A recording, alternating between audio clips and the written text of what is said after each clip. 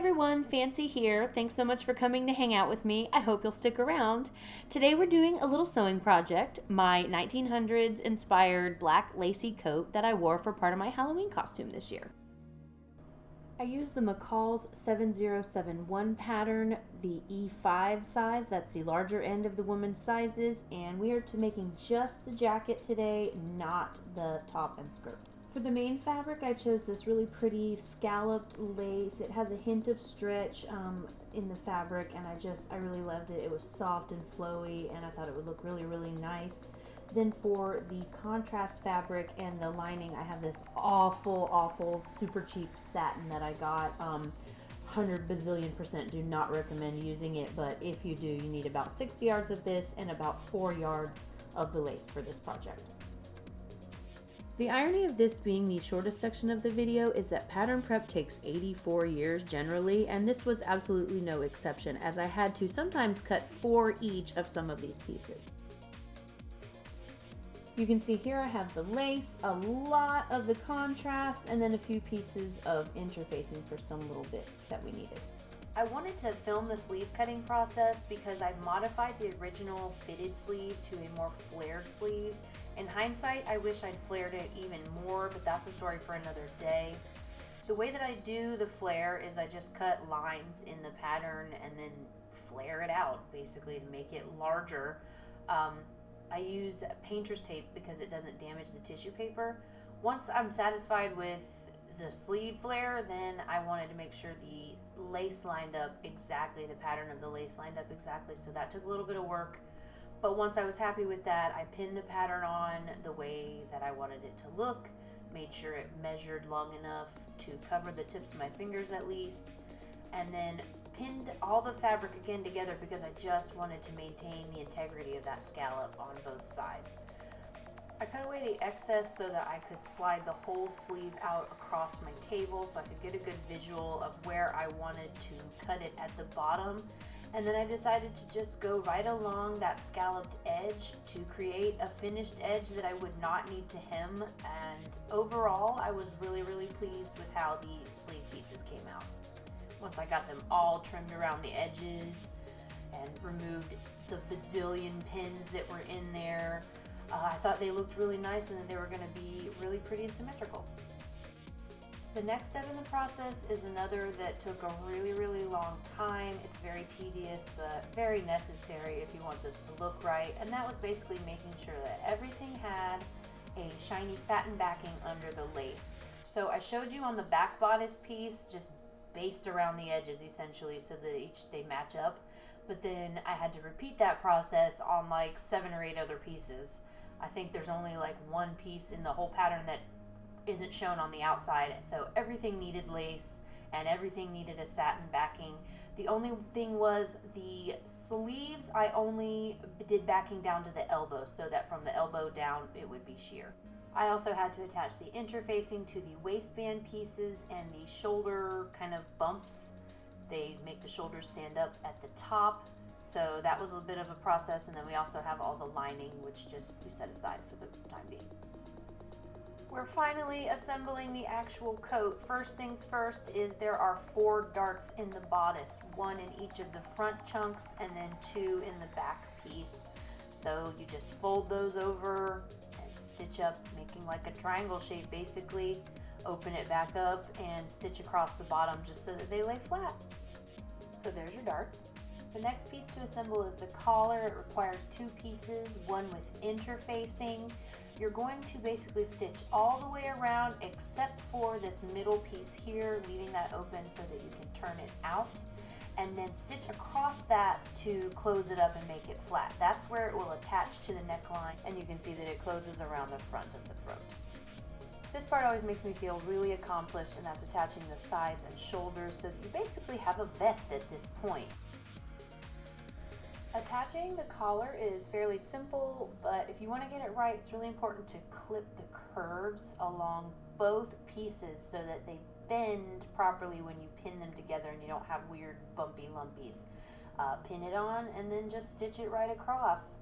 from here you can see it looks really, really good from the outside. From the inside it looks like garbage, but we haven't put the lining in yet, which is the next step. You assemble the lining exactly as you assemble the outside, and then put them together, starting by basically shoving the whole thing inside itself with the right sides together. You want to make sure that when you pin the collar pieces on, that the neck straps, the piece that goes around the neck, is free on the inside and that it's not caught up. You don't want to stitch those in, so you want to make sure that that's there. Once that part is good, then you just want to stitch all around basically the top line of the garment. You want to leave the waistline open so that you can flip it inside out, and then go along the waistline, but do not stitch the armholes. Leave those open and free. Next, we want to assemble the waistband. We put the longer piece in the middle, the two shorter pieces on the outside, and make it into basically one big long belt. Then you want to attach it to the bodice by lining the notches up with the back bodice darts, and then also the side seams, you want to line those up. Once you're happy with everything being lined up, you just want to stitch along a straight line until you have the waistband on. Now, the waistband facing really tripped me up as far as attaching it. You create it in the same way you make a big long belt with the facing, but getting it attached really tripped me up. What I did eventually figure out was that you need to flip it like this and attach it right sides together, and to stitch it along the waistband again in one big long stitch. So now the waistband is almost done. We have the interfacing sandwich between the outside and the facing. We just need to close up those raw edges. So I folded it all out, fold in the edge just a little bit, then fold that back together so that everything's all sandwiched in. And then I just finished off the edge with a hand stitch just to make it nice and neat. For now, we're going to leave this open and focus on the sleeves. The first part of doing the sleeves ever is folding them in half and stitching all down one edge from the armpit to the wrist, essentially. You want to do that on both sleeves, and then turn them right side out. You can see here, these sleeves, as I said previously, are lined to the elbow and then sheer from the elbow down. And we now need to add in those shoulder pads. You just have to fold these in half, stitch along the edge, and then do a gather so you have these kind of little bonnet looking things. Then you want to line those up with the top of the sleeve. There should be, I don't know if I marked it, but there are dots. You want to line up your dots basically to make it fit. Just fiddle with the gather. I over gather to give myself some room to wiggle around and move things around until it matches up the way that I want it. I honestly think these could be a little bit bigger. So if I ever make this coat again, I'm going to modify it a bit more. But anyway, here is the sleeve cap. So now that you have a little bit of stiffness at the shoulder, and then you just put the sleeves on. I didn't film the process, but you always want to have your sleeves right side out, your garment inside out, match up your shoulders, and wha-bam, everything's gravy. The final step in assembling this coat is making and attaching the peplums. So first you want to attach the long back center peplums just at the top down. It's maybe about a 3 or 4 inch seam, and then make the side seams for the front pieces on each end of that. So now you have one big long skirt peplum that needs to have the pleats put in. So that's the next step, is we're going to put in the pleats. According to the directions, the pleats go from the outside toward the center. So I start with my innermost pleat, fold it over and pin it in place, and then just repeat the process for the second pleat on the right side of the garment, and then again over on the left side of the garment.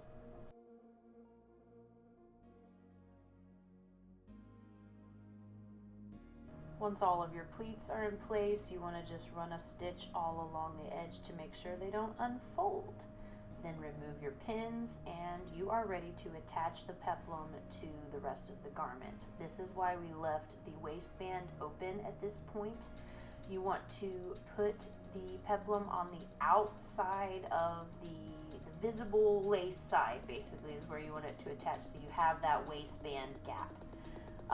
Once that's on, then we can close up the facing. That's kind of our final step here. This is where I got confused in the middle of the process, but eventually this is what you want to do. Fold it in and then hand stitch it on so that it's all closed up. Your garment is basically done. The final step is attaching something to close up the neck and the waistband. I just used Velcro this time. This is sticky back Velcro that I then hand stitched in place once I got them where I wanted them. I will, when I go back, I'm going to go back and revisit this piece and add on a lot more details. I'm probably going to find maybe like a cool brooch. But here we have the finished garment that I wore out for Halloween. I am not entirely pleased with it, but it is assembled and it is done, and it definitely got a lot of compliments when we went out, so I can't ask for more than that. I want to thank y'all so much for coming and hanging out today. If you like this video, give it a like, subscribe if you haven't already, and follow me on social and junk. And I will see you guys again soon. Love you bunches. Bye. Mwah.